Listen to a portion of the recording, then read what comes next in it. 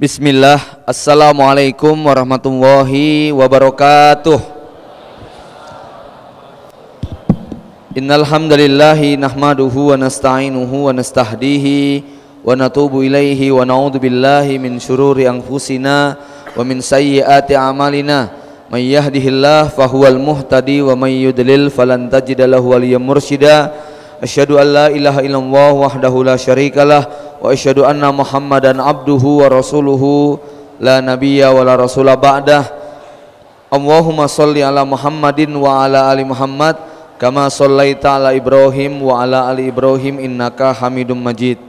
Usikum wa iyaya nafsi bitaqwallah faqad fazal mu'minunal muttaqun wa usikum wa iyaya nafsi bisyukrillah fa innahu yaqulu la in syakartum la azidannakum wa la in kafartum inna adzabi lasyadid. Wa usikum wa iya nafsi bidzikrillah ala bidzikrillahi tatmainnul qulub.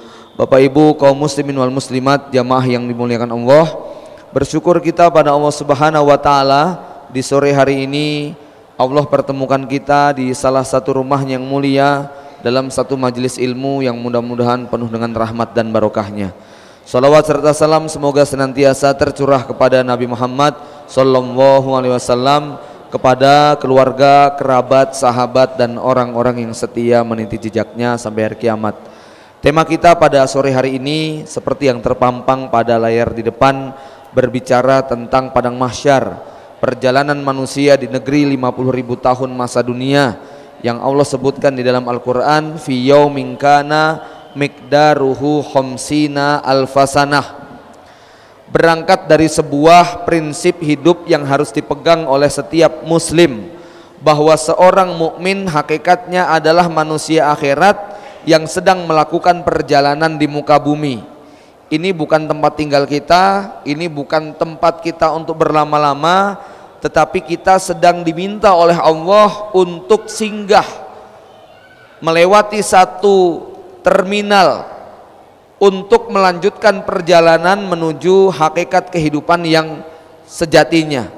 Karenanya Ali bin Abi Thalib, sebagaimana juga yang dinukil dari Imam Sufyan As-Tsauri, beliau menyebutkan an-nasu niyamun wa idamatu intabahu. Manusia itu sebenarnya semua sedang tidur. Justru pada saat dia bangun itulah, justru pada saat dia nanti meninggal dunia, dia baru terbangun dari tidurnya.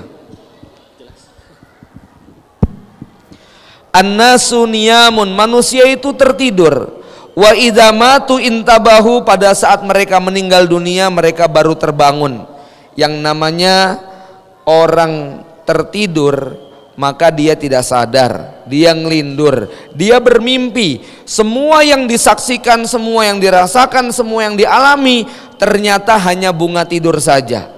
Ya, mungkin waktu dia tertidur dia menyaksikan makanan yang disediakan begitu lezat dan nikmat, minuman yang segar.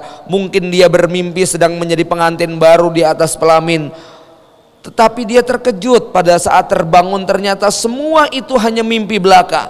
Atau sebaliknya, dia mungkin bermimpi terjatuh dari gunung masuk ke dalam jurang yang begitu dalam, ternyata karena tidurnya terlalu minggir. Maka begitulah sebenarnya yang terjadi. Manusia yang saat ini sedang beraktivitas, sedang memimpin, sedang menjabat, sedang makan, sedang minum, sedang bekerja, kata Ali bin Abi Thalib, tidur semuanya. Nanti begitu meninggal dunia, dia baru tahu apa yang sebenarnya bermanfaat, apa yang sebenarnya dapat memberi faedah buat dia. Waktu dia di dunia, dia merasa bahwa bapaknya seorang polisi, tentara, jenderal, pejabat, pengusaha, penguasa akan memberi faedah dan manfaat saat dia membutuhkan. Saat dia hidup, dia punya kakak, punya saudara seorang dokter yang mungkin berfaedah saat dia sakit. Saat dia hidup, dia memiliki seorang kakak saudara yang mungkin menjadi saudagar yang sangat bermanfaat saat dia membutuhkan uang. Tapi besok saat dia meninggal dunia, mungkin dia baru merasakan hakikat yang sesungguhnya, bahwa kakaknya, bapaknya, saudaranya, pamannya, kakeknya, teman handai tolannya ternyata tak ada yang memberi manfaat sama sekali. Justru mungkin teman ngaji dia yang selalu memaksa dia untuk hadir dalam majelis taklim, hadir dalam sholat jamaah, hadir dalam aktivitas amal Islam yang dia reken tidak memberi faedah secara duniawi karena secara harta tidak memiliki, justru dia yang nanti akan memberi faedah besar. Bapak Ibu sekalian, duit 100, 50, 20, 10, 5.000, 2.000, 1.000, mana yang bagi kita paling bermanfaat?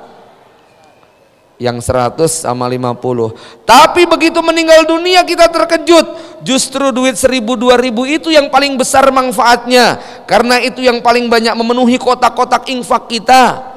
Sementara yang 50, 100 ribu itu lebih banyak masuk ke mall dan pusat perbelanjaan yang tidak memberi faedah besar buat kita. Ada seorang punya mobil 5, punya Alphard, punya Honda, punya Avanza.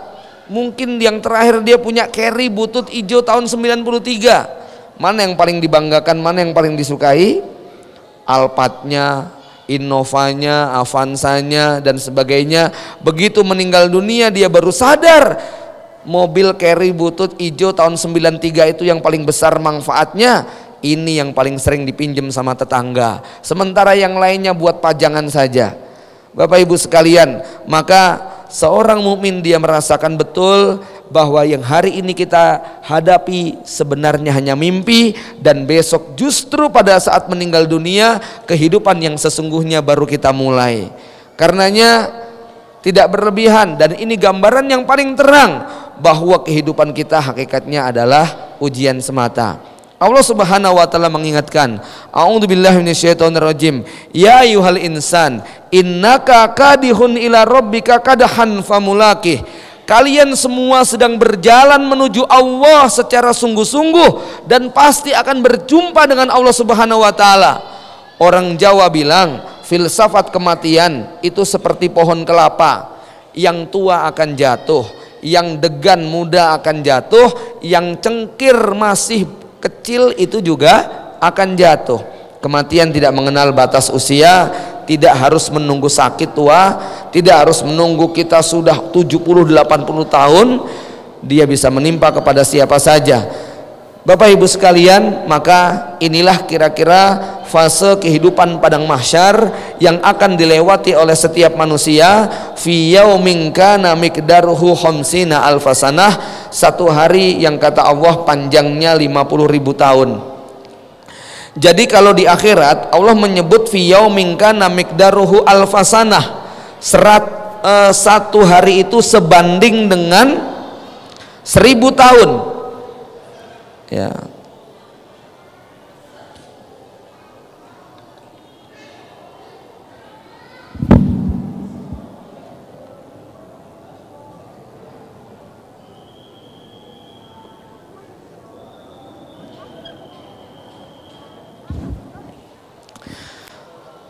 Maka kalau kita lihat fase perjalanannya adalah demikian, Bapak Ibu sekalian. Alam dunia inilah alam di mana kita hidup. Sebelum kita berada di alam ini, kita berada di alam rahim.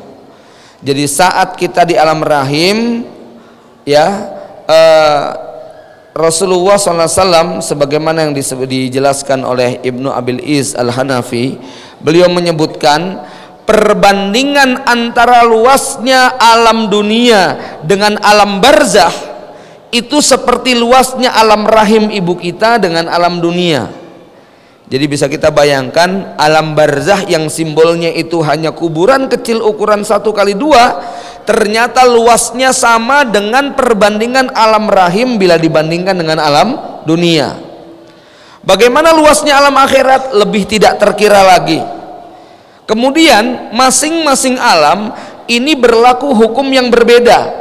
Kalau di dunia ruh kita ini ikut dengan tubuh kita, maka ada orang yang walaupun tubuhnya sehat, badannya kuat, tapi dia nggak bisa menikmati kehidupan karena hatinya sedang resah dan gelisah.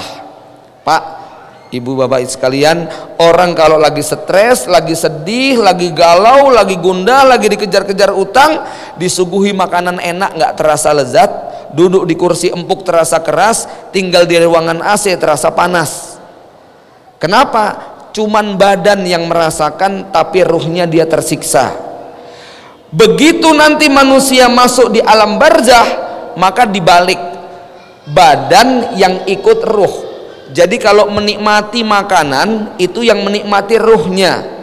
Kalau kemudian orang tadi disiksa di alam barzah, yang disiksa ruhnya, badan hanya ikut-ikutan. Kalau di dunia kita dipukulin, itu yang sakit badan kita. Ada orang yang mau ditembak mati masih bisa teriak senyum bahagia. Kenapa? Karena yang ditembak hanya jasadnya, ruhnya tidak ditembak. Tapi kalau di alam barzah terbalik, yang disiksa itu ruhnya. Maka kalau kemudian ada orang kafir meninggal dunia dan kuburnya itu jejer dengan orang beriman, maka tidak gara-gara dia disiksa lalu orang beriman yang ada di sebelah kuburnya juga akan merasakan. Sebagaimana kalau ada orang beriman yang dia mendapatkan nikmat, Rasul menyebutkan bahwa arwahnya para mujahid akan terbang berkeliling surga, memetik buah-buah di sana, memakan dengan sepuasnya. Tidak gara-gara si mukmin mendapat kenikmatan lalu orang kafir di sebelahnya kecipratan, ya, karena memang ini dua alam yang berbeda. Bapak Ibu jamaah yang dimuliakan Allah, tetapi nanti begitu kita sudah berada di padang mahsyar, ya, yang berakhir dengan surga dan neraka, maka sempurna semuanya. Ruh dan jasad kita merasakan yang sesungguhnya. Jadi kalau di dunia ada orang makan yang sangat lezat, belum tentu loh perasaannya senang. Coba Bapak Ibu makan enak sambil nonton film pembantaian di Suriah, itu tiba-tiba jadi nggak selera, gitu kan? Sebaliknya, ada orang yang sudah berhari-hari kelaparan, cuman disuguhi dengan singkong dan makanan sekedarnya, dia bisa merasakan kenikmatan yang luar biasa. Di badan biasa, tapi di hati itu yang luar biasa, ya. Nah, di alam barzah terbalik, dan besok ketika di surga dan neraka sempurna sudah pembalasan Allah Subhanahu wa taala. Sehingga ketika nanti di surga itu ada penduduk yang makan buah-buahan, menikmati hubungan badan dengan bidadari, sempurna kenikmatannya fisik dan ruhnya. Ya. Sebagaimana kalau ada orang yang disiksa di neraka, maka yang disiksa dua-duanya, badannya hancur, ruhnya hancur. Lalu kemudian dikembalikan lagi oleh Allah Subhanahu wa taala. Maka maha benar Allah Subhanahu wa taala ketika berfirman, "Wa man zuhziha 'anin nar wa udkhilal jannah faqad faza." Siapa yang diselamatkan dari api neraka kemudian dia dimasukkan ke dalam surga, sungguh dia telah sukses dengan kesuksesan yang sebenarnya. Kalau hari ini barangkali duit kita banyak, pangkat kita tinggi, jabatan kita, anak buah kita, orang mungkin melihat kita senang, belum tentu kan hati kita bahagia. Orang bilang hidup itu sawang sinawang, rumput tetangga lebih hijau dari yang kita punya. Tapi besok di akhirat tidak demikian. Betul-betul kalau kita ini merasakan kenikmatan, badan kita merasakan kenikmatan yang luar biasa, roh kita juga merasakan kenikmatan yang tiada tara. Ya, sebaliknya ketika orang itu tersiksa, kita lihat banyak orang di penjara itu bisa ketawa-ketawa. Karena yang dikurung hanya badannya saja, jiwanya bebas merdeka. Tapi besok ketika di neraka, yang dikurung, yang disiksa, betul-betul dua-duanya. Inilah puncak daripada kesengsaraan hidup. Bapak Ibu jamaah yang dimuliakan Allah, kita lihat secara urut-urutan. Dimulai dari alam dunia, kemudian masuk ke alam barzah, dan pada akhirnya akan terjadilah kehancuran alam semesta. Setelah alam semesta hancur dan seluruh makhluk yang bernyawa telah mati kecuali yang dikehendaki Allah, maka ruh manusia dan jin tetap berada di alam kubur selama sekian waktu. Jasad jin dan manusia telah hancur, yang masih utuh hanya para nabi dan rasul. Semua tulang belulang dan anggota badan manusia hancur kecuali satu yang tersisa yang kita kenal dengan nama azbuz zanab, tulang ekor. Kalau boleh saya ilustrasikan, azbuz zanab atau tulang ekor itu mirip seperti flash disk yang isinya entah berapa ribu giga. Ya, dia merekam semua kejadian dan peristiwa dari sejak kita lahir sampai meninggal dunia. Itu terekam di dalam azbuz zanab. Kalau ada flash disk bisa dipakai buat nonton nggak Pak? Nggak bisa, bendanya kecil, dia harus dicolokin. Colokin ke laptop, nanti kita akan melihat, oh ini isinya. Ternyata benda kecil ini memuat cerita film yang sangat panjang berhari-hari lamanya. Begitulah kira-kira Azbuzanab nanti akan oleh Allah Subhanahu wa taala, dia memang menjadi tempat yang merekam seluruh aktivitas kita, tak ada yang tertutupi sama sekali. Maka nanti catatan amal, jadi kira-kira ilustrasi nih Pak ya, Azbuzanab seperti flash disk dicolok kemudian di print entah jadi berapa ribu lembar itu jumlahnya. Nah nanti di akhirat juga demikian. Begitu kemudian kita disetel, semua kejadian yang kita lakukan dari sejak lahir sampai meninggal dunia dicatat, direkam semua dalam Azbuzanab tadi, kemudian di print out dalam bentuk lembaran catatan amal kita. Maka orang-orang kafir sangat terkejut saat dia menerima buku lembaran catatan perbuatannya. Mereka mengatakan, mali hadzal kitab la yughadiru shaghiratan wala kabiratan illa ahsaha. Tidak ada satupun peristiwa yang besar maupun yang kecil kecuali semua tercatat sempurna. Bapak Ibu yang dimuliakan Allah, ada satu kaul dari seorang tabi'in yang bikin hati kita ini jadi gemetar.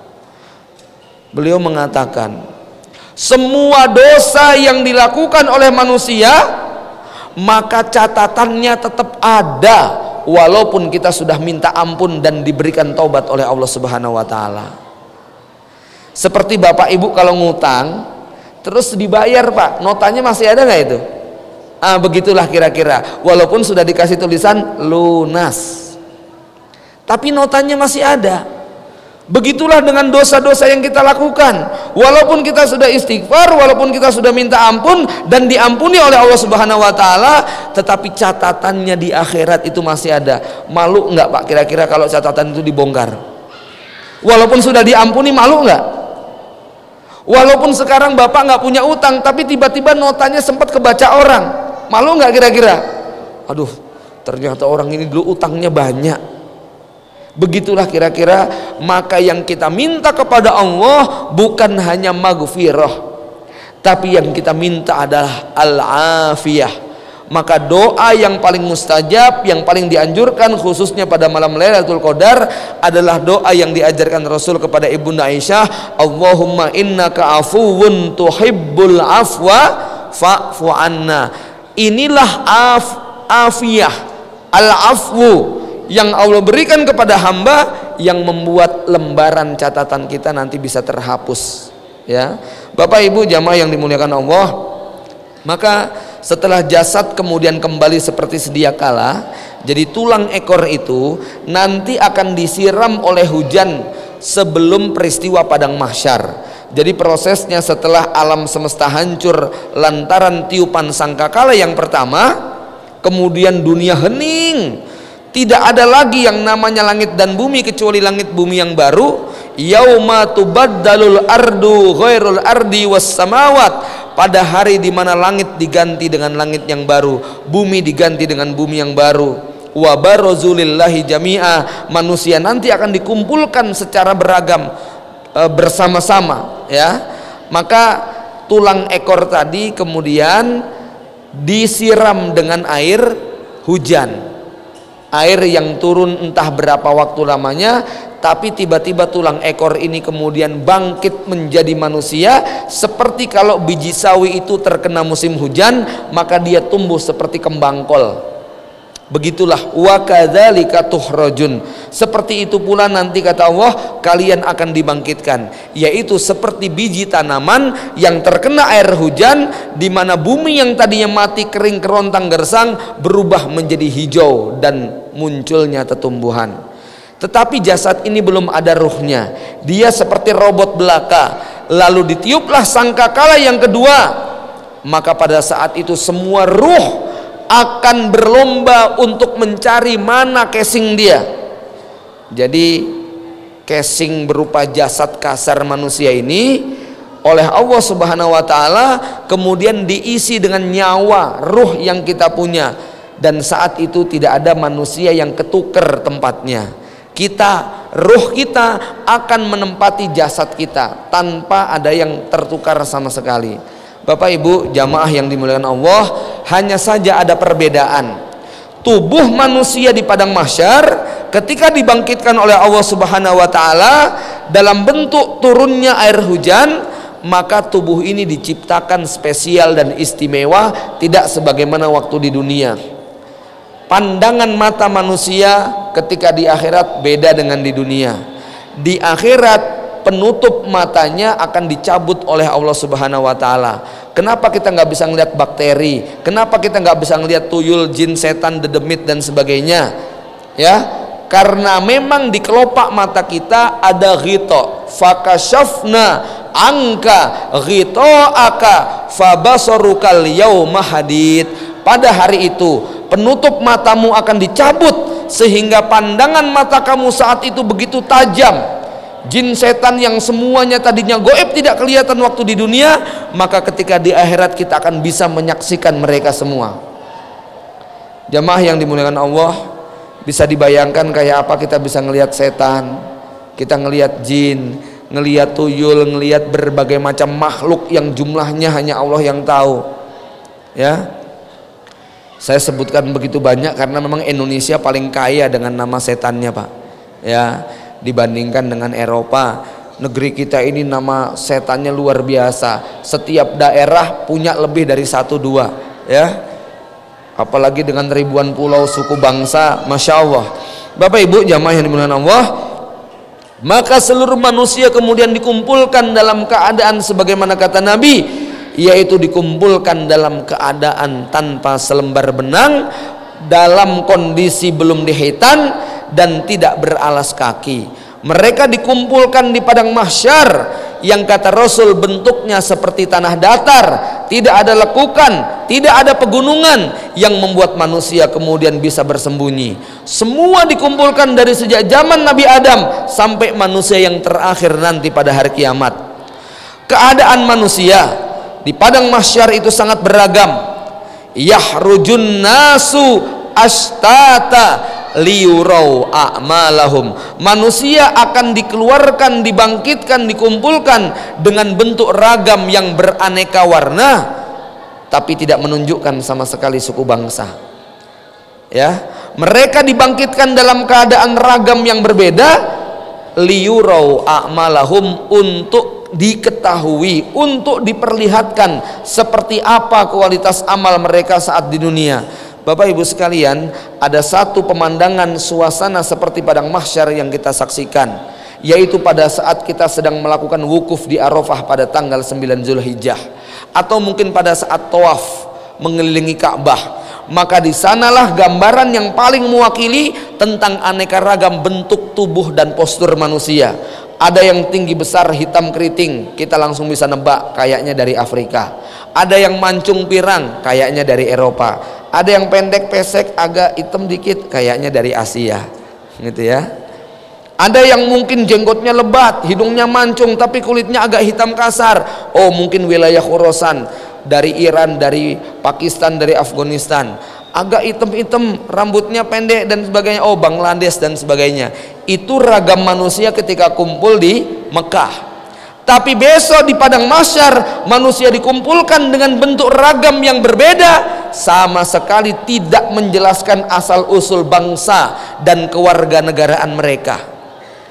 Tinggi besar kecil pendeknya tidak ditentukan dari mana mereka berasal, tapi mereka ditentukan postur tubuhnya, liyurau a'malahum, tergantung kebanyakan amal apa yang mereka lakukan waktu di dunia.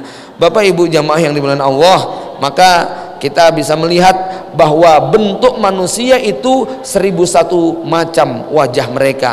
Ya, ada satu yang kami tulis berjudul 1001 wajah manusia di padang mahsyar. Semua manusia dibangkitkan dalam keadaan bentuk rupa yang berbeda agar semua amalan mereka diperlihatkan di hadapan manusia. Jamaah yang dimuliakan Allah Subhanahu wa taala, kembali kepada pembahasan awal kita, ya, bahwa pada hari itu langit sudah diganti dengan langit yang baru, bumi juga diganti dengan bumi yang baru. Jadi memang di sini ada kesalahan berpikir sebagian saudara kita yang mengatakan surga tidak kekal, neraka tidak kekal. berangkat dari dalil ini ya, bahwa mada matis samawati wal ar, selama langit dan bumi masih ada, padahal nanti langit dan bumi akan dihancurkan ya. Ingat bahwa surga itu di langit, tapi bukan langit yang hari ini kita lihat. Neraka itu di perut bumi, tapi bukan bumi yang kita pijak sekarang. Karena nanti akan terjadi kehancuran langit dan bumi, diganti dengan langit yang baru, diganti dengan bumi yang baru. Bumi yang baru itulah tempat neraka yang paling dalam, langit yang baru itulah tempat surga semua orang yang beriman. Ya.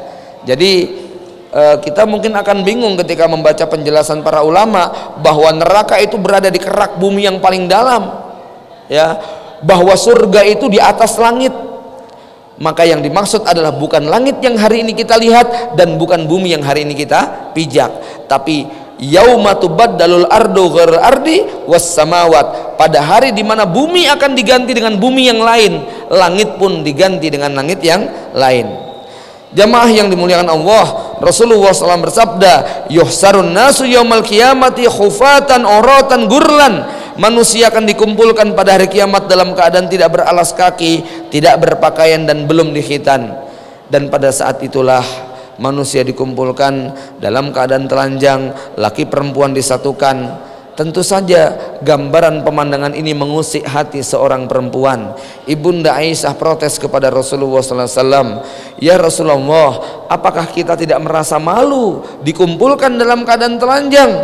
Maka Rasulullah SAW menyebutkan, al-amru yaumaidin asyaddu wa a'damu min ayyang durra ahadun ahada. Urusan pada hari itu jauh lebih berat, jauh lebih kompleks, jauh lebih mengerikan daripada sekedar urusan ngeliat dan mengintip aurat seseorang. Sebetulnya suasana itu di dunia sudah kita saksikan. Bapak Ibu sekalian, kalau ada dokter sedang menangani bedah sesar atau sedang menangani kelahiran yang sulit harus pakai tindakan tertentu, itu dokter sempat kepikiran yang macam-macam nggak Pak, dokter laki-lakinya? Secara akal sehat saat itu fokus dia menolong pasien yang sedang mau melahirkan. Ya, itu di dunia saja akal nafsu terhadap wanita bisa hilang karena ada kondisi yang sangat darurat. Ya, saat seorang dokter profesional spesialis yang bedah ini bedah itu, pada saat membelah perut seorang perempuan, melakukan operasi pada bagian payudara dan semisalnya, saat itu pikiran-pikiran kotornya harus dia singkirkan. Saat itu nggak kepikiran, fokus satu menolong pasien. Begitu juga mungkin ketika bapak ibu melihat ada seorang wanita tenggelam, bapak-bapak saat itu pikirannya gimana diselamatkan. Bahwa setelah sekian jam atau hari kemudian kepikiran, itu beda cerita. Tapi saat kita melakukan tindakan, betul-betul saat itu pikiran-pikiran yang berbau urusan perempuan dihilangkan. Apalagi di padang mahsyar yang saat itu manusia semuanya sangat tegang, maka ketelanjangan sama sekali tidak menggoda kita untuk melihat aurat sesama.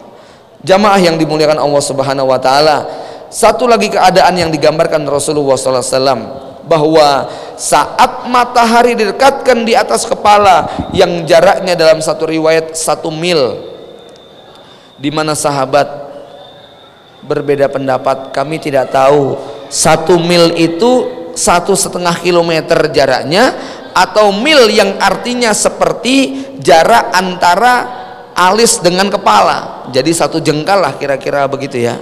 Mil ini adalah jarak bagian tubuh yang ada di kepala.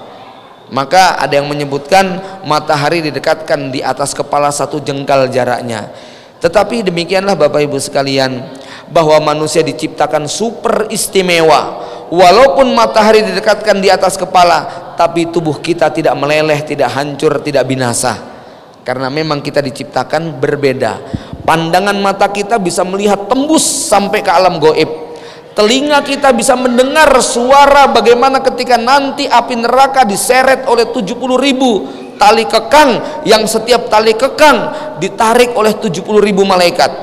Jadi pada saat itu nanti neraka akan ditarik. Neraka ini kata Rasulullah memiliki 70.000 rantai. Setiap rantainya akan ditarik oleh 70.000 malaikat. Bisa kita bayangkan bagaimana bunyi suaranya yang menggelegak. itu bisa terdengar oleh telinga manusia kafir sejarak perjalanan entah berapa. Saking tajamnya telinga kita, begitu juga hidung kita bisa mencium bau surga, walaupun surga itu 500 tahun perjalanan jaraknya, karena memang hidung kita sangat tajam pada saat itu. Bapak Ibu sekalian, bisa dibayangkan tersiksanya kita ini hari ini di dunia dibatasi oleh Allah Subhanahu wa taala. Ini merupakan nikmat yang luar biasa. Bayangkan kalau hidung kita bisa mencium jarak yang radiusnya 500 km, Pak. Ya, bisa dibayangkan kira-kira bisa tidur nggak, Pak? Nggak bisa tidur. Kita nyium ini nyium itu semua kecium, gitu kan? Bayangkan kalau telinga kita bisa mendengar jarak yang radiusnya 500 km, kayak apa tersiksanya telinga kita. Bayangkan kalau mata kita bisa melihat tembus pandang tubuh manusia, bisa melihat aneka macam jin, setan dan semua makhluk gaib lainnya, betapa tersiksanya kita. Maka bayangkan betapa tersiksanya manusia ketika nanti di akhirat dia diberi pandangan yang sangat tajam, diberi telinga pendengaran yang sangat tajam, diberi penciuman yang sangat tajam, dan diberi tubuh yang tidak hancur-hancur walaupun matahari didekatkan di atas kepala. Maka betul-betul suasana yang sangat menyiksa manusia. Tetapi Rasulullah SAW mengabarkan adanya 7 golongan manusia yang saat itu mendapatkan perlakuan istimewa. Bapak Ibu sekalian, bisa kita bayangkan kalau kita menonton acara semacam perlombaan, entah itu lomba nyanyi, lomba pidato, audisi ini dan itu, lalu kemudian ada di antara peserta yang juara 1. Acara itu disaksikan, disyuting oleh belasan stasiun televisi, mungkin ratusan karena di seluruh dunia. Lalu kemudian kita maju ke panggung untuk menerima hadiah. Seperti apa suasana bahagianya, Pak? Seperti apa suasana gembiranya? Dan ini berbeda. Nanti Allah akan tunjuk sejumlah manusia yang mendapatkan perlakuan istimewa di padang mahsyar dalam bentuk naungan yang menyejukkan manusia tadi.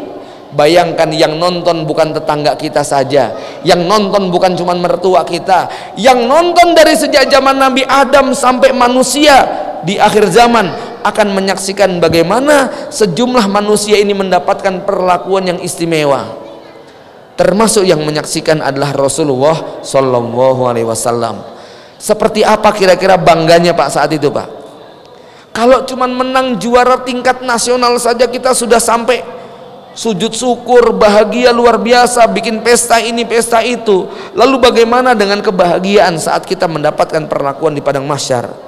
Dan di antara mereka 7 golongan ini adalah syabun, para pemuda yang waktunya dihabiskan dalam ketaatan kepada Allah Subhanahu wa taala.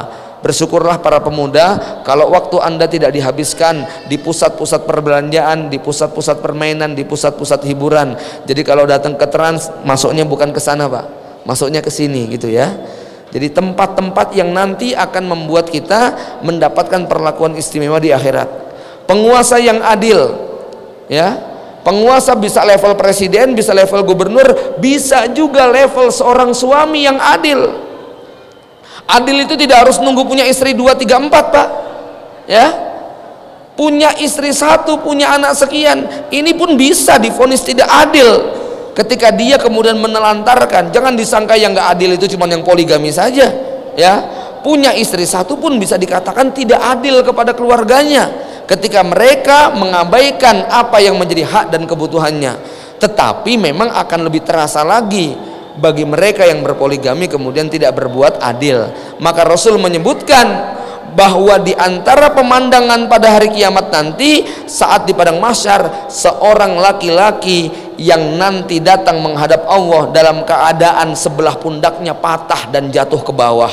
Siapa dia? Dia yang memiliki 2 orang istri, lalu lebih cenderung kepada salah satunya, lebih memperhatikan yang satunya dan menelantarkan yang lainnya. Ya, Bapak Ibu sekalian, Rasul juga menggambarkan bahwa di padang mahsyar nanti ada orang yang lehernya panjang. Siapa itu, Pak? Hah? Para muazin. Jangan dibayangkan bentuknya jadi jelek, jangan ya. Nanti kalau kita ngelihat di sana cantik, cakep betul-betul itu orang. yang lehernya panjang menggambarkan dia mendapatkan kemuliaan. Ada orang yang kemudian di lehernya dikalungkan dengan kalung, tetapi bandulnya bukan cuman permata, bukan cuman kalung bandul emas, Pak, tapi bandulnya apa? 7 bola dunia. Bayangkan coba, gimana nggak tersiksa? Kemana-mana dia harus menyeret 7 bola dunia. Siapa yang mengalami ini? Man zolama qaida shibrin tawwaqallahu lahu yaumal qiyamah bisab'ina ardin. Siapa yang mengambil tanah sejengkal milik orang lain secara dolim, ya, maka di hari kiamat dia nanti akan dikalungkan lehernya dengan bandul 7 bola dunia. Kalau bandulnya itu cuman sebesar kelereng itu masih enteng, Pak. Bayangkan bandulnya 7 bola dunia yang dikalungkan di leher dia. Kenapa Nabi menyebutkan cuman sejengkal? Ya, sejengkal kali berapa hektar, kan begitu. Ya, dan memang di dunia ini tidak ada perkara rebutan yang paling panjang urusannya melebihi urusan rebutan tanah, Pak. Ya, coba cek, kalau cuman rebutan baju, rebutan HP, rebutan ini, itu ceritanya lebih gampang. Tapi kalau sudah urusan rebutan tanah, sampai anak cucu 7 turunan, itu bisa nggak rampung-rampung ceritanya.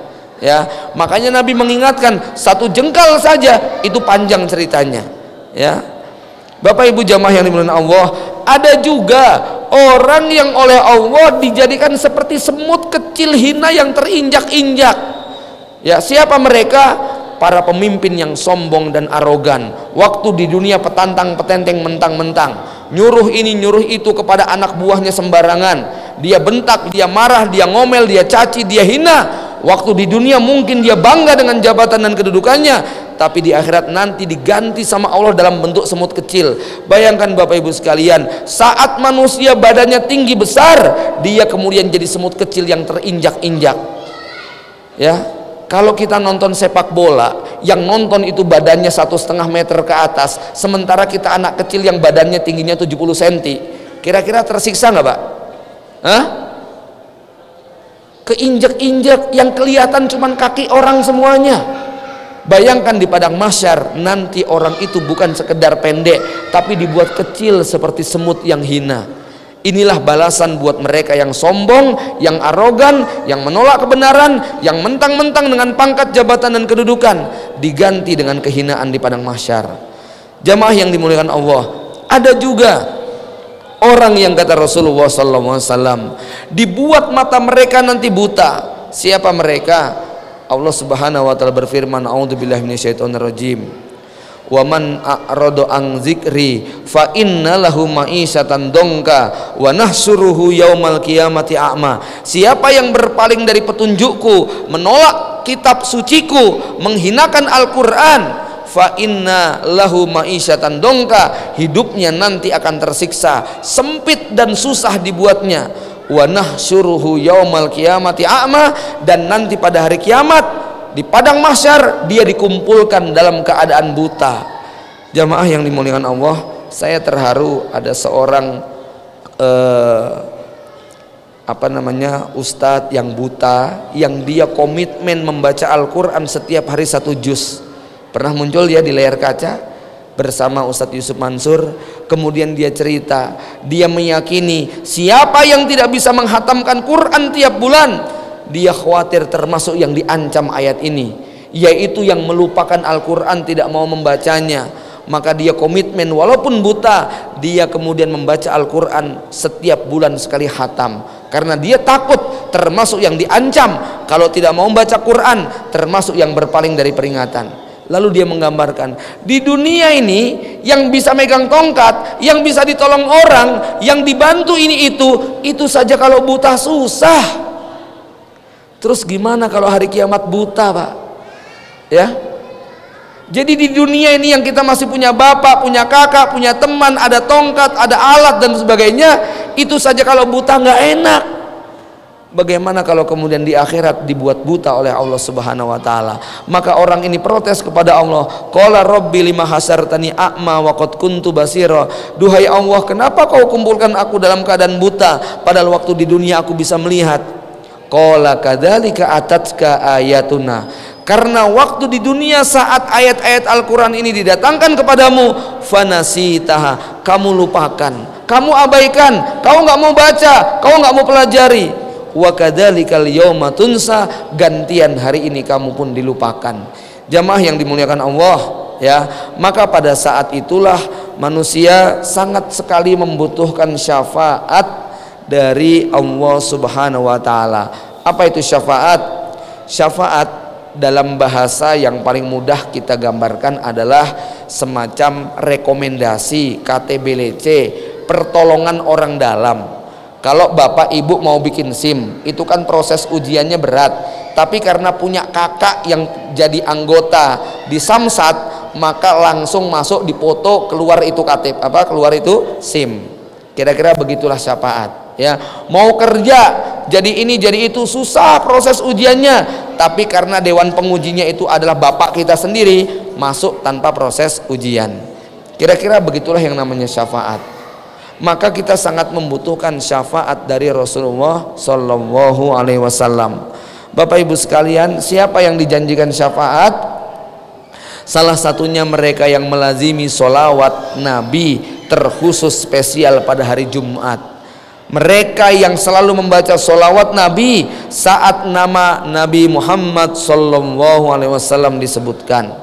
Termasuk syafaat yang paling istimewa adalah kalau ada di antara kaum muslimin yang keluarganya mati syahid di jalan Allah Subhanahu wa taala, maka orang yang mati syahid di medan perang, kata Rasulullah, dia bisa memberi syafaat kepada 70 anggota keluarganya.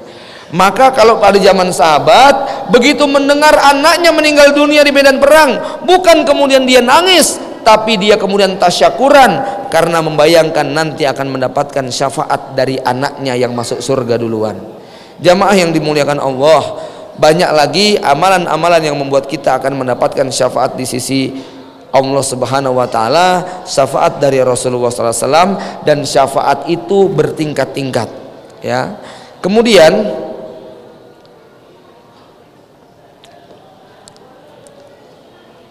kembali kepada fase yang kita lewati.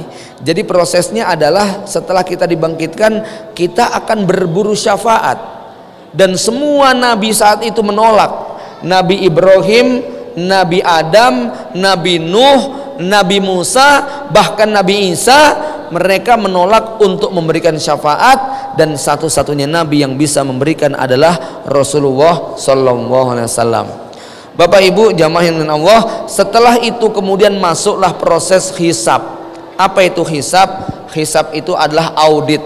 Saya mau nanya sama bapak ibu sekalian, ada nggak yang pernah ketangkep polisi kemudian diinterogasi? Ya, siapa yang pernah disidang sama polisi dari malam sampai pagi? Ya, Ustadz Bahtiar Nasir, beliau menceritakan pengalamannya bagaimana ketika diinterogasi oleh polisi, ditanya pertanyaan yang sangat detail dan tidak terbayangkan, ya, lengkap dari mulai awal, ya, sampai beliau kemudian menangis. Dan ketika beliau menangis, kemudian sang polisi ini bertanya, kenapa Pak Ustadz nangis? Apa kata beliau? Beliau mengatakan, ya Allah, audit di dunia ini saja bikin kita capek, pertanyaan berulang-ulang, masalah yang nggak kita bayangkan dikeluarkan, lalu bagaimana besok audit yang akan dilakukan Allah kepada perbuatan kita yang semua data, fakta, bukti terekam begitu sempurna.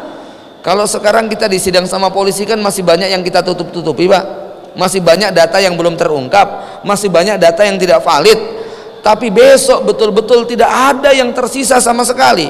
Maka proses hisab ini ada dua macam, hisaban syadida sakila dan hisabai yasira. Apa itu hisaban syadida dan hisaban sakila? Hisab yang sangat berat. Rasulullah SAW bersabda, ya, siapa yang ditanya pasti dia akan diazab. Man yus'al yu'azzab, siapa yang digugat pasti akan disiksa. Jadi misalnya kita sampai ditanya sama malaikat, ini duit kamu dapat dari mana? Kalau pertanyaannya kayak begitu, pasti kita akan disiksa. Ya, kenapa kamu kemarin nggak sholat berjamaah? Kalau pertanyaannya kayak begitu, pasti kita akan disiksa. Kenapa kamu nggak bayar zakat? Kita pasti disiksa. Tapi kalau hisabnya itu adalah nih, kamu kemarin nggak sholat jamaah toh?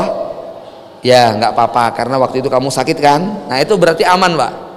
Ya, kamu duitnya banyak, tapi kemarin kamu nggak zakat gara-gara anakmu sakit, terus duitnya habis kepake semuanya kan? Nah itu kalau pertanyaannya begitu aman, Pak. Ini yang disebut dengan hisabay yasira. Apa itu hisabay yasira? Al-airat, cuman ditunjukkan, cuman dibacakan, tidak sampai dipertanyakan. Tapi kalau pertanyaannya kenapa kamu sampai begini, kenapa kamu sampai begitu, itu alamat nggak bisa selamat, pasti kena pasal. Ya. Makanya doa yang kita minta juga apa? Allahumma hasibna hisaban yasira. Ya Allah, hisablah kami dengan hisab yang sangat ringan. Semua manusia akan dihisab, orang Islam, orang kafir, semua akan dihisab. Kenapa orang kafir kok dihisab? Kan sudah pasti masuk neraka. Orang kafir itu dosanya beda-beda. Orang kafir yang jadi pemimpin sama orang kafir yang jadi rakyat, dosanya banyakan mana kira-kira, Pak? Yang pemimpin. Orang kafir yang jadi majikan dengan orang kafir yang jadi anak buah, dosanya banyakan majikan.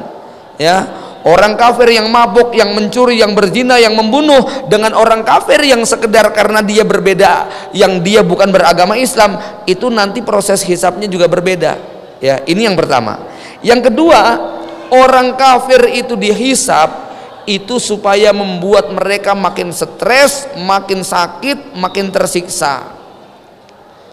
Bapak Ibu sekalian, kira-kira kalau Anda divonis oleh majelis hakim akan dipenjara 5 tahun, ya, kira-kira milih nggak usah dibacakan, langsung menjalani, atau dibacakan di hadapan ribuan jutaan manusia yang sampai masuk koran? Kira-kira milih mana, Pak?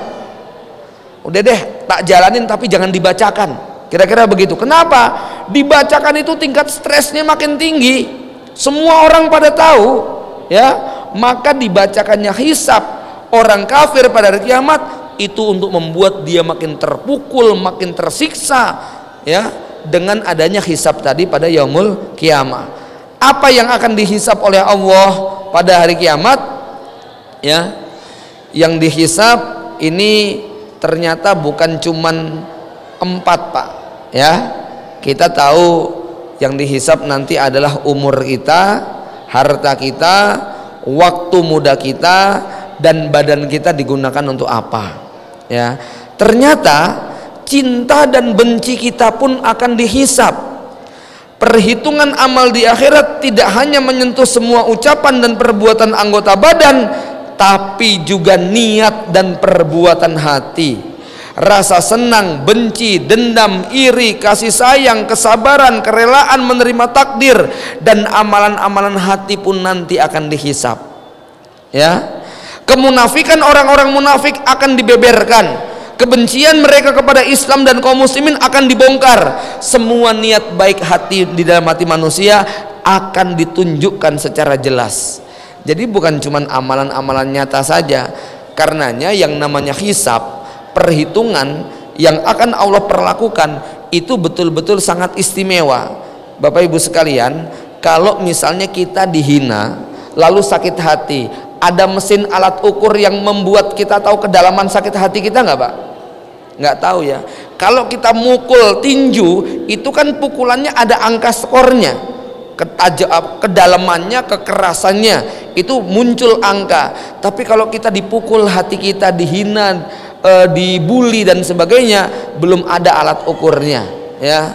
Tapi di akhirat itu ada mesinnya, nanti akan bisa terukur seperti apa sakit hati kita, seperti apa kecewanya orang kepada kita, seperti apa isi hati kita yang paling dalam, itu ada catatannya, ada mesin alat ukurnya. Allah akan menimbang dengan seadil-adilnya, tidak ada yang tersisa sama sekali. Ya, jamaah yang muliakan Allah, satu hal yang paling menggembirakan adalah bahwa umat Nabi Muhammad SAW ini nanti antrinya paling depan, walaupun dia ini diciptakannya paling belakangan.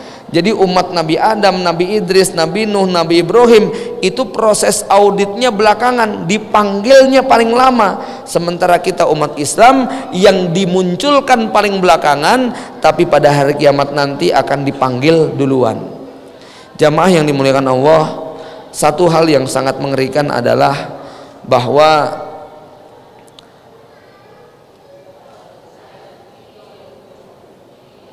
pada hari kiamat nanti di padang mahsyar, waktu orang beriman itu sangat berbeda dengan waktu orang kafir.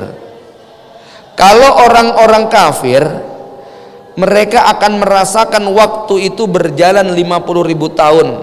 Bisa kita bayangkan 50 tahun, 50.000 tahun berdiri, tidak bisa geser kanan, tidak bisa geser kiri, tidak bisa maju ke depan, tidak bisa mundur ke belakang, sampai nama kita dipanggil oleh Allah Subhanahu wa taala. Kita ini kalau lagi antri beli tiket, capek karena saking panjangnya, kita mungkin akan jagain dulu di sini ya, saya mau cari sesuatu dulu di sana. Tapi besok di padang mahsyar berdiri 50.000 tahun ini benar-benar nggak bisa bergerak kanan dan kiri. Tapi ada satu kabar gembira buat orang beriman, buat orang-orang soleh, di mana Rasulullah SAW bersabda, yauma yakumun nasu li rabbil alamin miqdaru nisfi yaumin min khamsina alfasanah. Pada hari ketika manusia itu berdiri selama setengah hari, itu adalah setengah dari 50.000 tahun. Fayuhawwanu dzalika 'alal mu'min katadalli syamsi lil ghurubi ila an tagrub. Tapi bagi orang beriman, 50.000 tahun yang separuh itu dirasakan hanya seperti waktu dari ba'da asar sampai matahari terbenam. Dalam satu riwayat, 50.000 tahun yang dirasakan oleh orang kafir, bagi orang beriman seperti ba'da duhur sampai asar. Jadi kira-kira seperti kita mendengarkan pengajian dari ba'da asar tadi sampai nanti maghrib, Bu. Kira-kira kuat nggak antri berdiri 3 jam? Masih kuat ya, mudah-mudahan ya. Ya, di padang mahsyar demikian.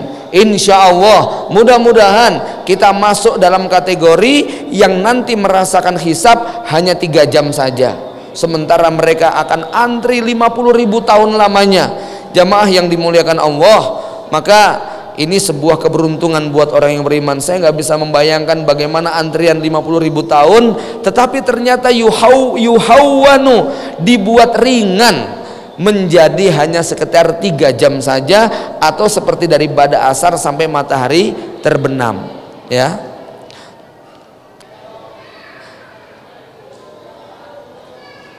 jamaah yang dimuliakan Allah, yang nanti akan diaudit pertama kali adalah sholat kita. Ini kalau masalah ibadah. Tetapi yang diaudit pertama kali dalam masalah dosa adalah penumpahan darah. Awwalu ma yuhasabu 'alal abdi yaumil qiyamah fid dima. Yang pertama kali nanti akan diaudit dalam masalah dosa itu adalah masalah darah. Kalau diaudit dalam masalah pahala, itu sholat kita. Kalau sholat kita bagus, yang lainnya mudah-mudahan akan dapat nilai bagus. Yang kedua, kalau dalam masalah dosa, selama di dunia kita belum pernah menumpahkan darah manusia, insya Allah yang lainnya akan diringankan oleh Allah Subhanahu wa Ta'ala. Tapi kalau sampai kita pernah menumpahkan darah manusia, walaupun itu kita lakukan secara tidak sengaja, maka proses pada hari kiamat nanti sangat berat dan cukup lama. Bapak Ibu sekalian, kalau kita naik mobil atau bawa motor lalu ngebut, nggak sengaja nabrak orang, akhirnya meninggal dunia, maka orang yang membunuh manusia secara tidak sengaja dalam Islam hukumannya ada 3. Hukuman yang pertama adalah dosa kepada Allah yang telah menciptakan dia punya nyawa. Kok kita cabut semaunya walaupun tidak sengaja? Maka dosa yang satu ini hukumannya adalah berpuasa 60 hari berturut-turut. Gagal 1 kali harus diulang dari awal. Ini buat yang nabrak nggak sengaja. Yang kedua, dosa kepada keluarga korban. Yang kita tabrak seorang laki-laki yang sudah punya anak dan istri, maka dosa kepada keluarganya kita tebus dengan membayar denda 100 ekor unta atau 2,5 miliar rupiah nilainya. Kenapa? Gara-gara dia kita tabrak meninggal dunia, anaknya jadi yatim piatu, istrinya menjadi janda, ibu bapaknya kehilangan anak laki-lakinya. Itu dosa yang kedua. Dosa yang ketiga, dosa kepada yang ditabrak. Nanti pada hari kiamat kita akan dipertemukan sama korban tadi. Korban itu akan gugat, kenapa dulu kamu ngebut-ngebut sampai nabrak saya? Bisa dibayangkan Bapak Ibu sekalian, itu dosa membunuh orang lain tidak sengaja. Terus bagaimana kalau dosa membunuh orang beriman secara sengaja? Man qatala mu'minan muta'ammidan fajazauhu jahannam khalidina fiha. Siapa yang membunuh orang Islam, membunuh orang beriman secara sengaja, maka balasannya adalah masuk ke dalam neraka jahanam kekal selama-lamanya di dalamnya. Maka berhati-hatilah dalam dosa yang berhubungan dengan masalah penumpahan darah apapun alasannya, ya. Jamaah yang dimuliakan Allah, Allah juga berfirman, al-yauma nahtimu ala afwahim wa tukallimuna aydihim wa tashhadu arjuluhum bima kanu yaksibun. Pada hari di mana kami menutup mulut mereka, berkatalah kepada mereka, kepada kami, tangan kaki mereka yang akan memberi, tangan-tangan mereka akan memberikan kesaksian, begitu juga kaki-kaki mereka terhadap apa yang dulu mereka kerjakan. Jamaah yang dimuliakan Allah, kemudian manusia di antara pemandangan lainnya, mereka akan tenggelam dengan lautan keringatnya. Jangan kita pakai hukum di dunia, hukumnya apa Pak? Kesetaraan air itu Pak, bukan hukum Pascal ya. Hukum apa? Bukan hukum Archimedes. Pokoknya air itu akan mengikuti bentuk tempatnya. Namanya hukum apa Pak? Nah sudahlah, pokoknya hukum begitulah. Artinya apa? Kalau kita kemudian berdiri antri yang termasuk mendapat naungan Allah, sementara sebelah kita itu adalah orang kafir jahat yang mereka akan tenggelam dengan keringatnya, maka keringatnya itu cuma mengenai dia, tidak mengenai orang beriman yang ada di sampingnya. Hukum akhirat itu berbeda dengan hukum dunia. Tidak gara-gara loh harusnya semuanya kan rata kalau ketinggiannya segitu, kenapa bisa beda-beda? Oh, itu hukum di dunia yang tidak berlaku untuk hukum di akhirat. Dan satu hal Bapak Ibu jamaah yang dimuliakan Allah, pemandangan yang paling mengerikan nanti di akhirat adalah setiap kita akan dikumpulkan dengan idola kita. Inilah yang paling mahal yang harus kita ingatkan berulang-ulang kepada kaum muslimin, bahwa orang-orang Islam di akhirat akan dikumpulkan tergantung siapa yang menjadi idolanya. Kalau yang diidolakan adalah orang kafir, yang diidolakan adalah artis selebritis, yang diidolakan adalah para pemburu kenikmatan dunia yang lupa dengan kampung akhirat, ar-rajulu ma'aman ahabba, seseorang nanti akan tinggal bersama yang dicintainya. Maka mereka yang pecinta Fir'aun akan berbaris di belakang Fir'aun, yang pecinta Namrud akan berbaris di belakang Namrud, yang pecinta Abu Lahab, Abu Jahal akan berbaris di belakang Abu Lahab dan Abu Jahal. Yang di dunia idolanya adalah orang kafir, maka dia nanti akan jejer bersama orang kafir tadi. Inilah yang paling kita khawatirkan. Urusan cinta dan benci, urusan memilih idola, ini adalah urusan yang akan sampai di padang mahsyar. Tetapi kalau cinta kita diberikan kepada orang-orang yang beriman, maka nanti kita akan dikumpulkan dengan orang beriman. Dan satu lagi yang paling luar biasa yang digambarkan oleh Rasulullah SAW, Bapak Ibu sekalian, kalau kita orang-orang Islam, kita orang-orang yang beriman, walaupun kita ini berhubungan sangat dekat, walaupun mungkin di antara kita ada yang kakak adik bapak anak, tapi waktu dikumpulkan di padang mahsyar, semua tidak akan peduli dengan urusan tetangga kanan kiri, semua hanya akan sibuk dengan urusan pribadi. Tapi begitu nanti hamba ini sudah masuk surga, kalau ada orang Islam, orang beriman yang sudah masuk ke dalam surga, apa kata Rasulullah? Tidak ada seorang manusia yang lebih peduli dengan saudaranya melebihi kepedulian seorang saudara mukmin terhadap saudara seimannya. Maka nanti kalau ada orang Islam yang sudah masuk surga, apa yang dia lakukan pertama kali Pak? Dia akan tengok kanan, tengok kiri, mana si fulan? Kok dia nggak ada? Dia bertanya kepada Allah, ya Rob, mana si fulan? tetangga saya yang sering ngaji bareng? Mana ya Rob si fulan, imam masjid saya, ustadz saya, ini saya kok nggak ada di sini? Maka Allah kemudian berfirman, lihatlah barangkali dia ada di neraka. Maka hamba ini kemudian tengok dan ternyata betul teman-temannya tadi di neraka. Maka dia mengatakan, ya Rob, si fulan adalah yang mengenalkan aku hidayah dan petunjukmu. Si fulan yang selalu memboncengi aku untuk hadir ke majelis taklim. Si fulan itu yang selalu membantu saya, mengajari saya baca Quran dan sebagainya. Ya Rob, mungkin orang-orang yang ditunjuk ini adalah orang yang waktu di dunia punya dosa-dosa tersembunyi yang mereka harus dibakar dulu di api neraka. Ya, maka Allah kemudian meminta kepada hamba tadi untuk tunjuklah semua teman-temanmu, angkat mereka ke dalam surga. Jamaah yang dimuliakan Allah, inilah keberuntungan orang-orang yang beriman ketika mereka nanti sudah dimasukkan ke dalam surga. Bagaimana dengan orang kafir? Bagaimana dengan orang-orang yang ikatannya bukan ikatan iman, tapi ikatannya adalah ikatan duniawi, ikatannya hobi, ikatannya hubungan kerja semata?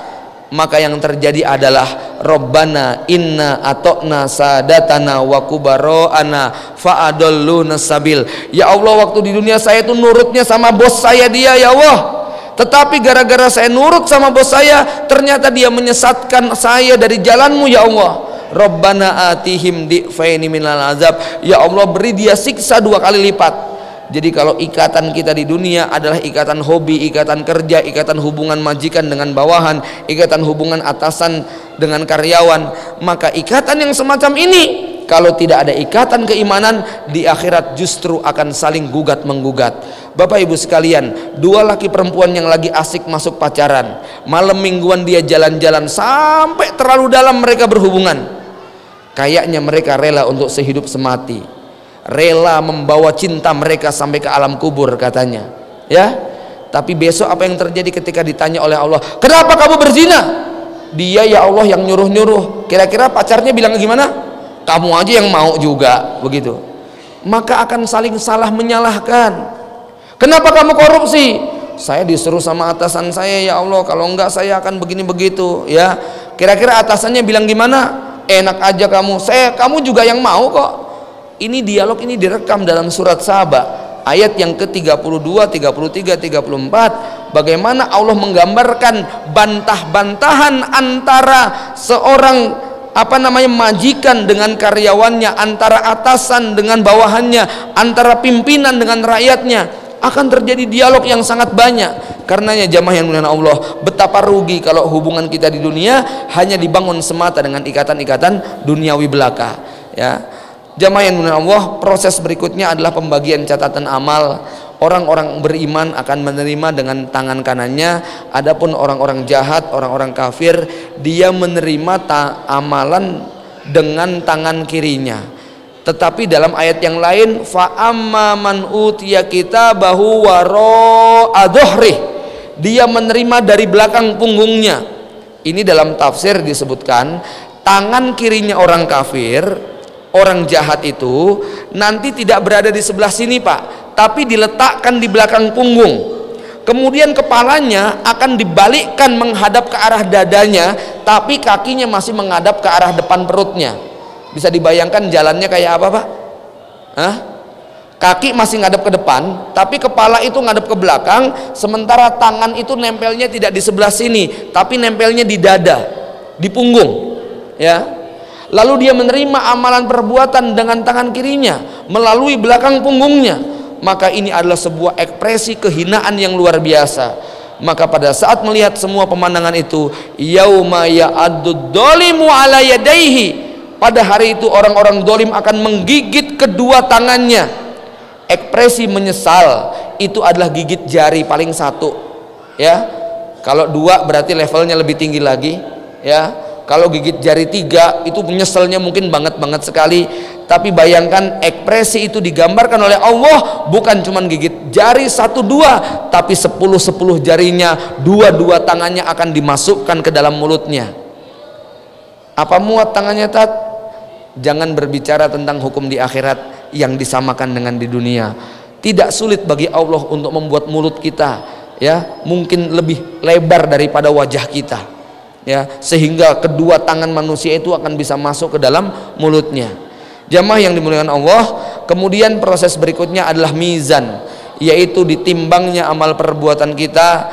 Ada satu amalan yang kata Rasulullah SAW akan memberatkan mizan kita, yaitu banyak-banyak membaca subhanallah wa bihamdihi subhanallahil azim. Standarnya kita baca 100 kali Pak sehari. Inilah yang kata Nabi, tidak ada orang yang akan membawa amalan lebih berat dalam catatan timbangan amal kecuali orang yang membaca ini atau lebih banyak daripada dia.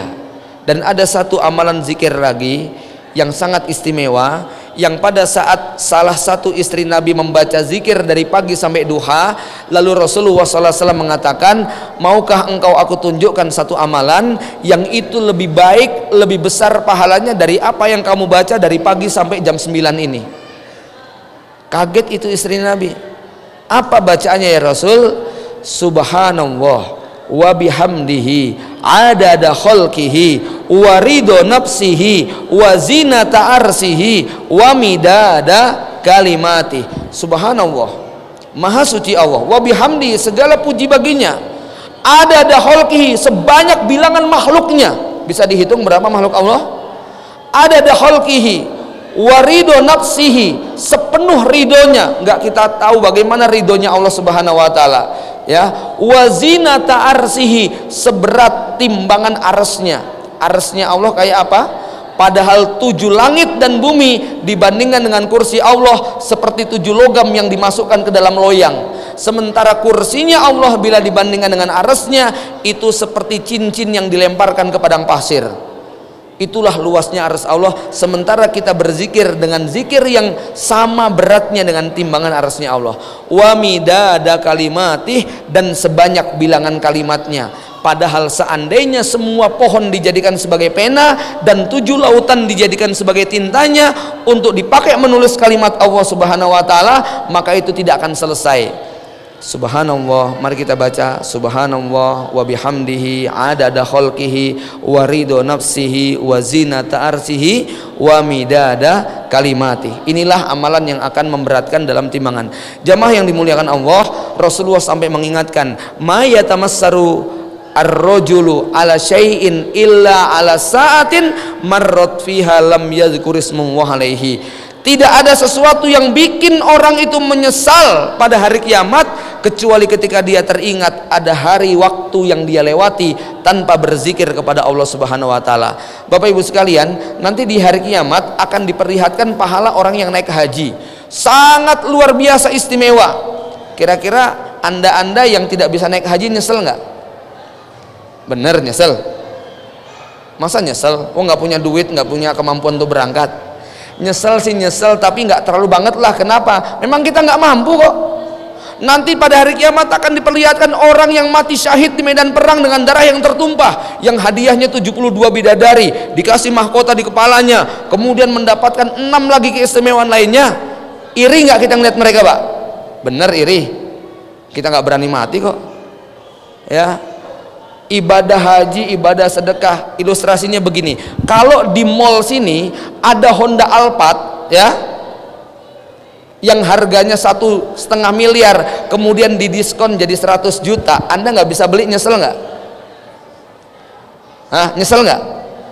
Ah, bener, nggak punya duit kok, mau nyesel juga emang nggak punya Pak. Tapi bayangkan kalau kemudian nanti diperlihatkan keutamaan pahala zikir dan doa. Inilah yang membuat manusia menyesal luar biasa. Kenapa? Zikir dan doa adalah amalan yang nggak pakai biaya. Sambil tidur, sambil jalan, sambil nyopir, sambil duduk, sambil makan, sambil goreng, sambil apa saja, kecuali di dalam WC.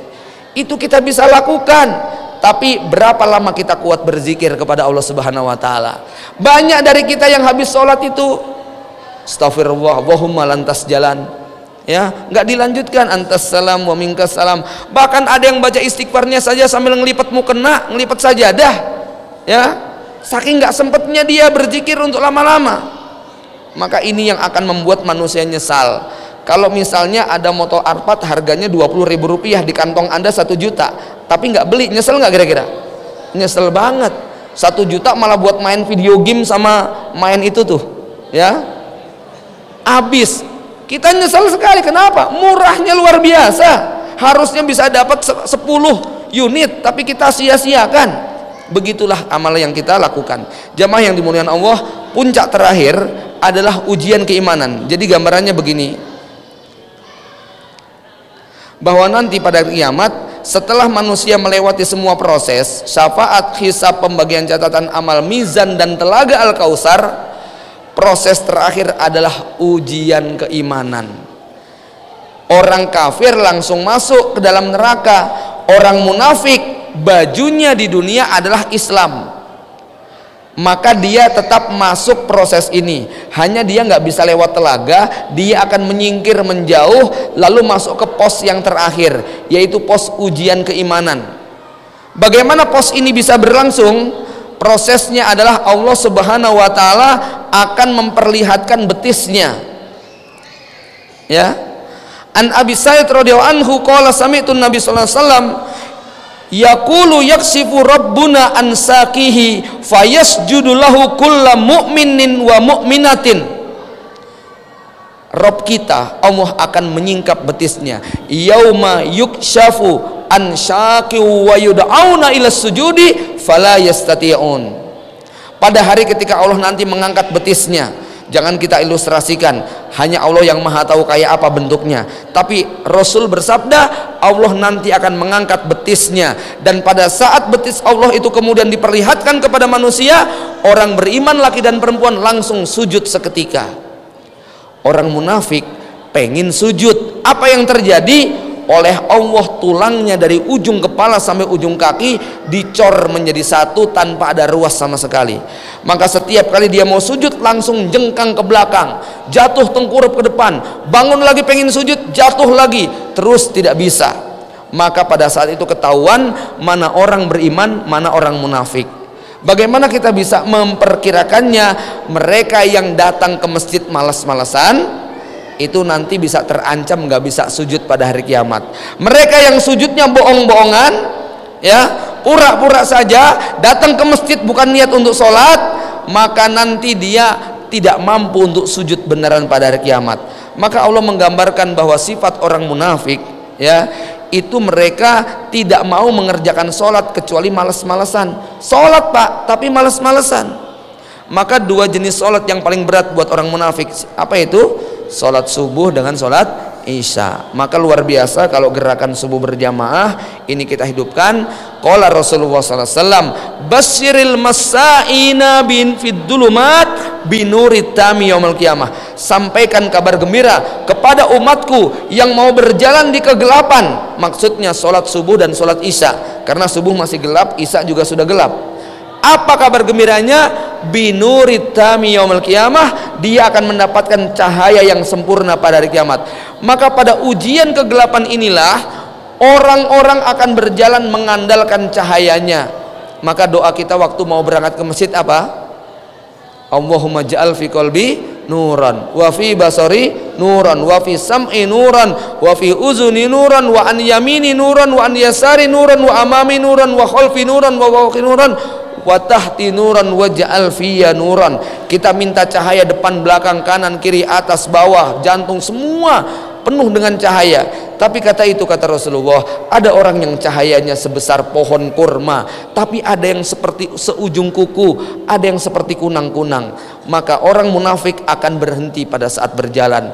Dia berteriak-teriak kepada orang beriman, yunadunahum alam nakum ma'akum, wahai orang-orang beriman, tunggu kami, jangan kalian tinggalkan. Kan kita dulu sering barengan, waktu haji kita satu kloter, waktu sholat kita satu sop, waktu ngaji kita juga di depan. Tapi apa kata orang beriman? Bala walakinnakum fatantum anfusakum. Benar, kamu memang sholat bareng, tapi kamu sholatnya bohong-bohongan. Kamu datang ke majelis taklim bukan untuk menuntut ilmu, tapi kamu ingin memata-matai orang-orang yang beriman. Kamu punya tujuan-tujuan kenifakan untuk mencari dunia semata. Ya, kamu tertipu sampai kamu meninggal dunia. Inilah yang terjadi pada orang-orang munafik, yang akhirnya mereka kemudian tertinggal di belakang. Orang-orang beriman kemudian meniti sirat, dan manusia pada saat meniti sirat ini sesuai dengan kekuatan amalnya. Yang terakhir, ada jembatan sebelum seorang manusia masuk ke dalam surga, yaitu jembatan Qantoroh atau Al-Jisr. Ya, jika orang-orang mukmin telah selamat melewati Sirat, maka mereka akan ditahan di atas sebuah jembatan antara surga dengan neraka. Nah, pada saat inilah Rasul mengingatkan, atadruna mal muflis, apakah kalian tahu orang yang bangkrut? Orang bangkrut itu yang nggak punya duit ya Rasul? Bukan itu kata Nabi. Orang bangkrut yang dagangannya rugi ya Rasul? Bukan itu. Terus siapa yang bangkrut? Man ya'ti yaumil qiyamah bi shadaqatihi bi siyamihi dan sebagainya. Orang yang menghadap Allah pada hari kiamat dengan membawa pahala puasanya, sholatnya, hajinya, tilawahnya, tapi dia pernah memukul ini, pernah mengambil harta si fulan, pernah merusak kehormatan si fulan, maka pada hari itu orang itu kemudian diambili satu persatu. Ya Allah, dulu saya pernah bekerja sama dia tapi 3 bulan tidak digaji, maka pahala orang itu kemudian dipindahkan. Ya Allah, saya pernah dipukul, disiksa sama dia padahal saya nggak salah apa-apa ya Allah, maka orang itu pahalanya kemudian diangkuti, padahal ini pahalanya luar biasa, tapi kemudian dipreteli. Ternyata yang ngacung bukan 1, 2, 3, 4, 5, tapi ratusan bahkan ribuan manusia. Bapak Ibu sekalian, makanya saya termasuk yang punya pendapat koruptor itu dosanya nggak bisa diampuni walaupun tobatnya seperti apa, Pak. Kenapa demikian? Kalau dosa itu berhubungan dengan Allah langsung, itu tobatnya mudah. Tapi kalau dosa itu berhubungan dengan manusia, mendolimi, merampas haknya, merusak kehormatannya, maka tidak akan bisa diampuni sampai dihalalkan oleh korban. Ya, sekarang kalau ada orang korupsi memakan dana untuk pembangunan jalan, akibatnya jalan yang harusnya 10 tahun itu awet, baru 1 bulan sudah berlubang-lubang. Akibatnya ada orang berkendaraan jatuh kecelakaan meninggal dunia. Besok di hari kiamat dia akan menggugat. Kira-kira minta ampun dan tobatnya kayak apa, Pak? Ada pejabat misalnya dia korupsi dana untuk sebuah puskesmas atau rumah sakit milik pemerintah. Gara-gara dia korupsi obat-obatan itu, akibatnya ada rakyat yang tidak mendapatkan pelayanan, sampai di sana nggak ketolong meninggal dunia. Kira-kira minta maafnya sama siapa? Kalau Anda korupsi di sebuah perusahaan milik seseorang, lalu setelah itu datang, bos, saya minta maaf, dulu waktu saya kerja di sini pernah korupsi gini, saya pernah mengambil harta sekian. Itu bosnya mungkin bilang, ya sudah, saya maafin, selesai Pak. Tapi kalau yang dikorupsi itu milik rakyat, nggak ada cara bagi dia untuk bertobat. Mungkin, saya katakan mungkin, ini mungkin ya, mungkin Allah akan menerima tobat dia kalau dia memiskinkan dirinya sampai meninggal dunia dan semua harta yang diperolehnya diserahkan kepada rakyat semua, dia mati dalam keadaan nggak punya apa-apa. Mudah-mudahan hanya cara itu yang bisa membuat dosa dia terampuni. Wallahu a'lam bishawab. Karenanya dosa yang berhubungan dengan manusia ini paling berat, dosa zalim. Maka resiko jadi pemimpin, jadi penguasa, jadi pejabat, jadi majikan, jadi bos, jadi orang yang di atas untuk berbuat zalim itu sangat tinggi. Walaupun bukan berarti jadi rakyat juga tidak bisa mendolimi majikannya. Jamaah yang dimuliakan Allah, demikian paparan yang dapat kami sampaikan karena waktu yang sangat terbatas. Mudah-mudahan yang sedikit ini memberi faedah dan Allah Subhanahu wa taala menjadikan hisab kita adalah mudah, menjadikan perjalanan kita ke akhirat dipenuhi dengan amal-amal yang meringankan beban kita. Wallahu a'lam bishawab. Aqulu qouli hadza wa astaghfirullah lakum. Assalamualaikum warahmatullahi wabarakatuh.